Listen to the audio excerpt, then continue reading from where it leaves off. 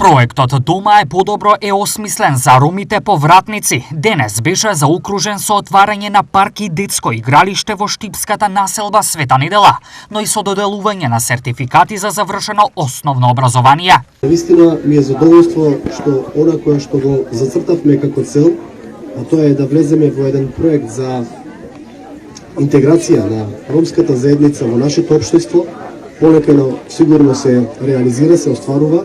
Доказ за тоа е оваа содржина која што денес ја ставаме во функција да служи на местното население, но и она кое што како мерки го превзедовме во изминатиот период и како чекори ги превземаме во насока на дооформување на основно образование пред се на дечињата од ромската заедница.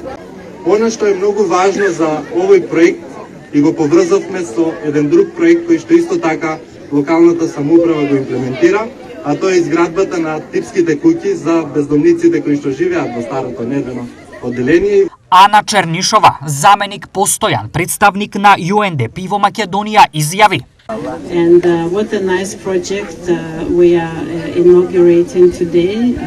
I'm very pleased that the funding that is coming from the EU and from UNDP and from the government of North Macedonia has been put into such amazing results as we are witnessing today. Во проектот важна улога имаше и основното општинско училиште Гоце Делчев од Штип. Овој проект, основното училиште Гоце Делчев од Штип беше вклучено во организирање на настава за роми повратници од странство и можам да кажам дека во периодот 2023-2024 година во основното училиште Гоце Делчев од Штип 27 роми повратници го заокружија своето основно образование и со тоа ќе може да се најдат во улога активно да учествуваат на пазарот на трудот и да си обезбедат својата екзистенција. Проектот Дома е подобро е во рамките за јакнување на националните и локалните системи за поддршка на ефективната социоинтеграција на ромите во Западен Балкан.